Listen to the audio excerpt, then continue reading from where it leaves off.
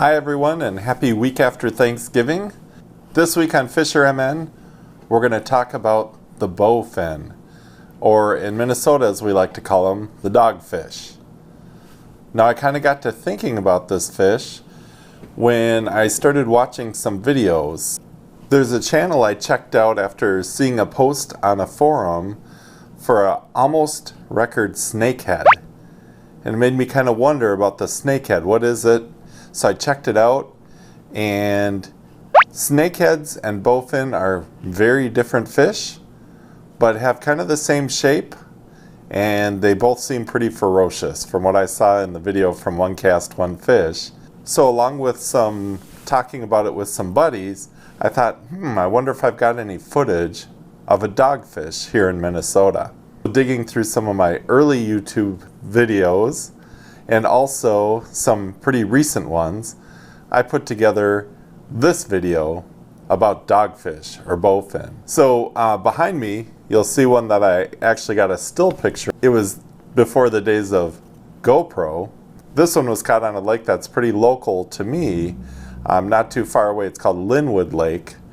And I had had a couple of northerns bite me off, and I thought, well, when I get out there in the boat with my dad, I'm gonna bring a bigger lure.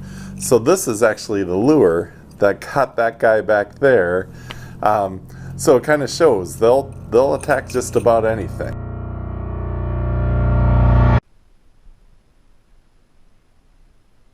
Talk about surprises of surprises.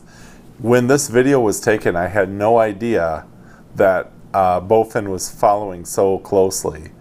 But I'll slow it down for you, and you can see when I'm trying to grab the bass that's coming in, just a small bass that I caught on a frog, it really flips away from my hand right as it got to the boat. So I think it could sense that something was behind him, but I had no idea.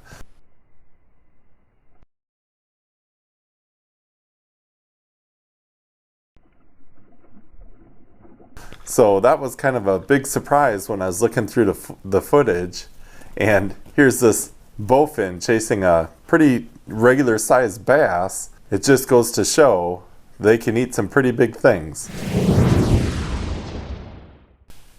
It's been my experience that bowfin are a lot like a muskie. They're going to maybe follow behind the lure. They're kind of trying to figure out what it is before they hit it. You can see in this video, kind of exciting when the lure lands right by the reeds and a bowfin kind of starts coming towards it.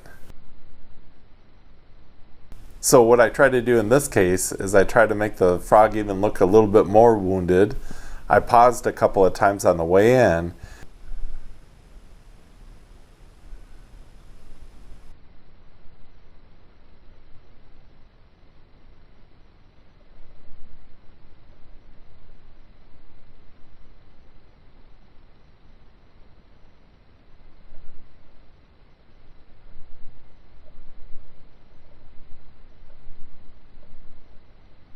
Once it got pretty close to the kayak, it did take a swipe at the lure, but this time it didn't stick.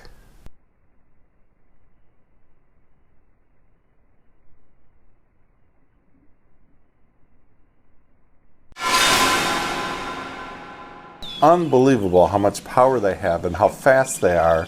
You'll see the line just zoom past me, and then in a split second, I cut the pause so you can see what I saw of the fish.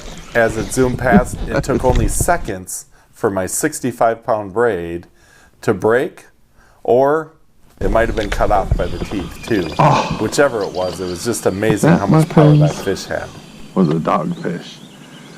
A nasty dogfish.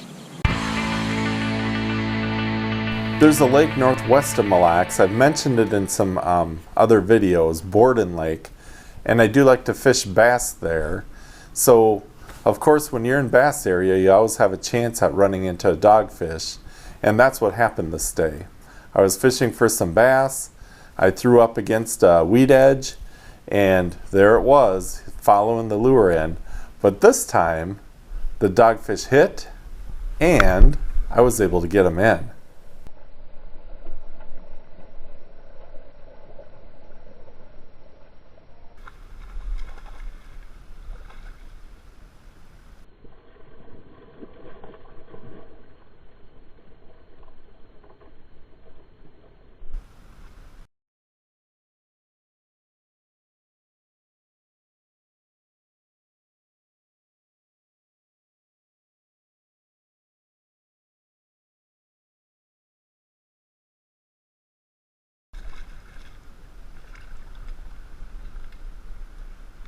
I did try a couple of times to grab it so I could get a nice picture of it, but this fish was still pretty fresh. And if you've ever dealt with the dogfish, they're like one big muscle trying to handle them.